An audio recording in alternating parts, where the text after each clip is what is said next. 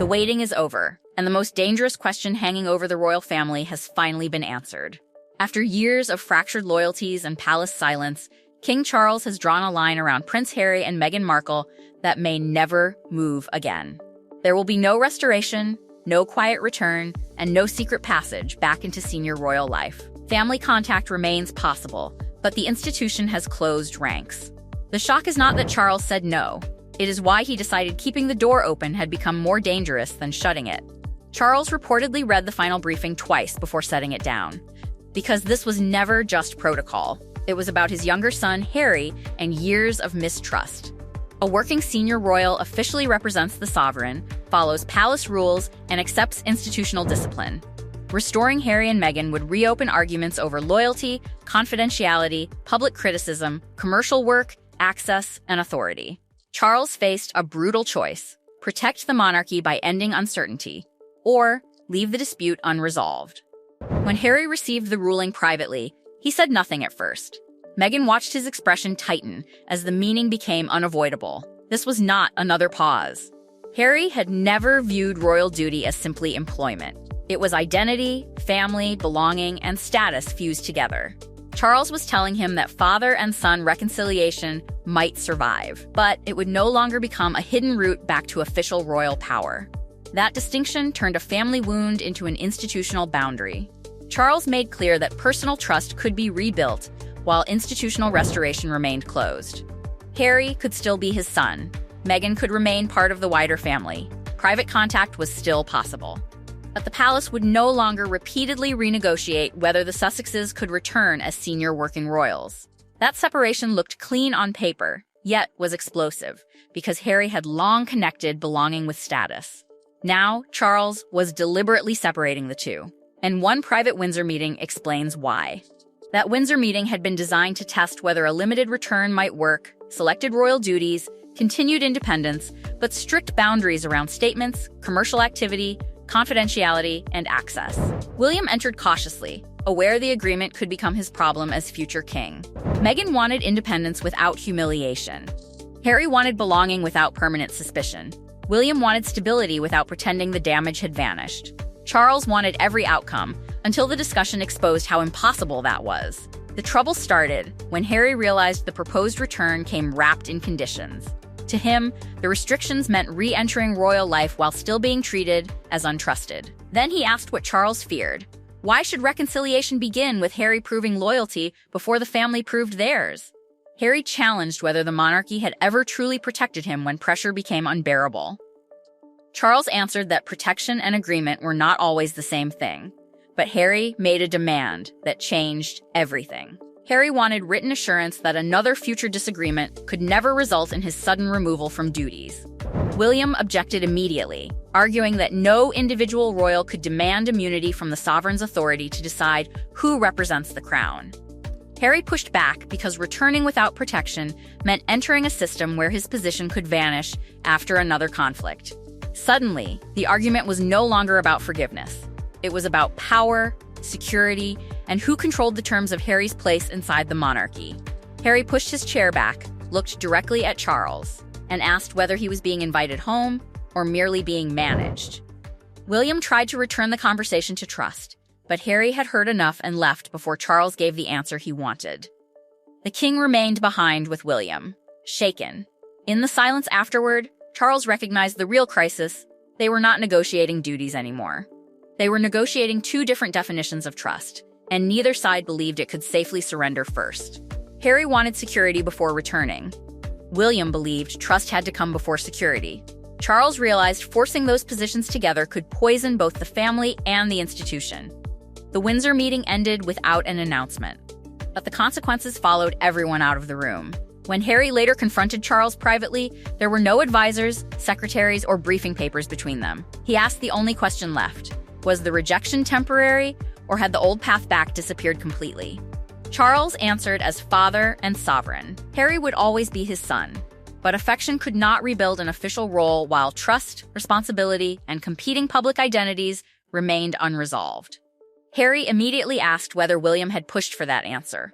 Charles refused to turn the decision into another brother against brother war and said responsibility was his alone. Then came the sentence Harry feared. The palace would not keep reopening negotiations about restoring Harry and Meghan as senior working royals. Harry lost the uncertainty that kept hope alive. William gained protection from inheriting the same crisis.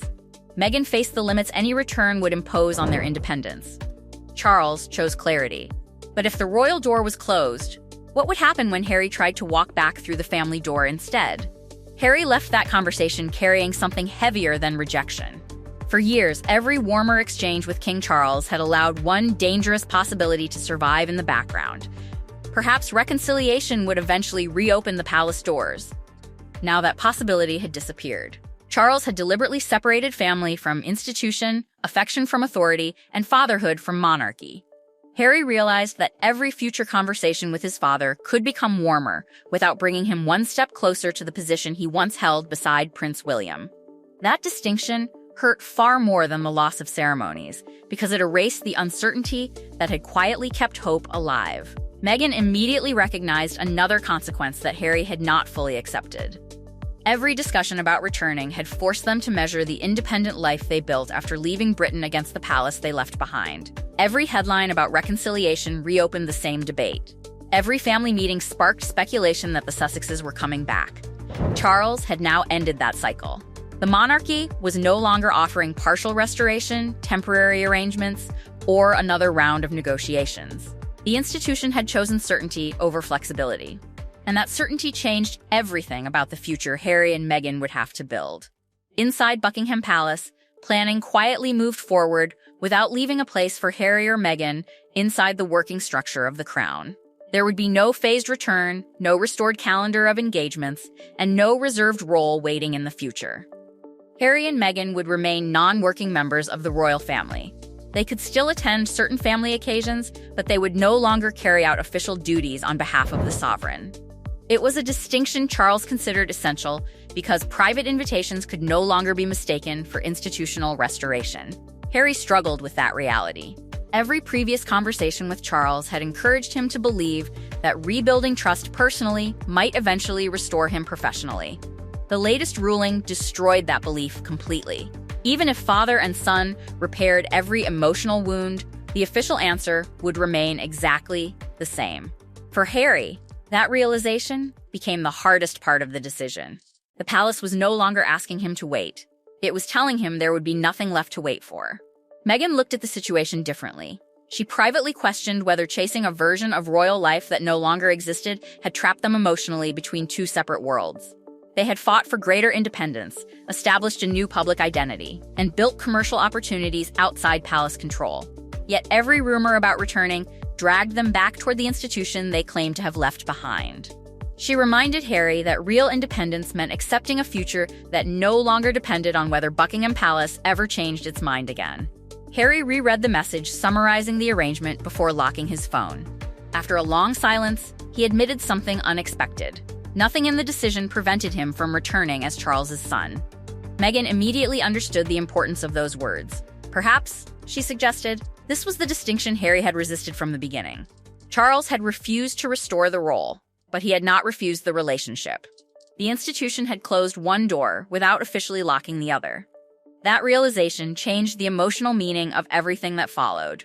Charles had removed every remaining trace of ambiguity, but he had deliberately stopped short of turning institutional separation into permanent family exile. The decision also protected William from inheriting exactly the same unresolved conflict when his own reign eventually begins. Instead of leaving the issue hanging over the future monarchy, Charles chose to absorb the political damage himself. William gained stability. Harry lost hope of restoration. Meghan accepted independence. Charles carried the emotional cost. The turning point came during another private conversation between Charles and Harry. This time, there were no negotiations over titles, duties, schedules, commercial activity, or palace conditions. Harry entered knowing the institutional question had already been settled. Charles spoke less like the sovereign and more like a father. Harry finally admitted that he had treated restoration to royal duties as proof that the family still wanted him. If the palace welcomed him back officially, then perhaps everything else could also be forgiven. Charles answered with painful honesty. Love and office had never meant the same thing to him. He could not restore Harry's official role without reopening every problem involving trust. public responsibility, divided identities, and palace discipline. But neither was he willing to sacrifice his relationship with his younger son and grandchildren simply to protect the crown. The monarchy required one decision. His family required another. For the first time in years, neither man demanded complete surrender from the other. Harry quietly accepted that the ruling would not change. Instead of asking for another negotiation, he asked whether future conversations could happen without every phone call becoming another argument about royal titles or official duties. Charles agreed immediately. It was not a dramatic reconciliation, but it was perhaps the first genuine breakthrough either man had experienced in years. Harry stopped asking for restoration.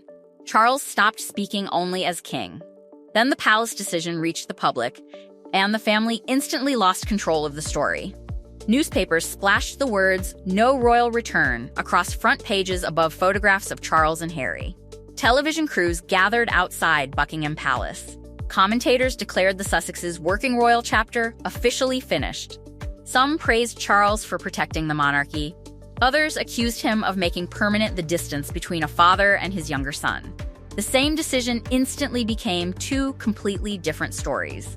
Charles refused to soften the language simply to calm the headlines, because he believed vague wording would only restart the speculation he had worked so hard to end. William stayed silent, refusing to celebrate because he knew this was never about defeating his brother. Harry remained wounded. Meghan remained cautious. Charles remained saddened. Yet for the first time in years, everyone understood exactly where the lines had been drawn. The monarchy would move forward without unfinished negotiations hanging over it. But one question still refused to disappear. If the official royal chapter had truly ended forever, what unexpected event could someday force King Charles, Prince William, Harry, and Meghan to confront one another again under entirely different circumstances?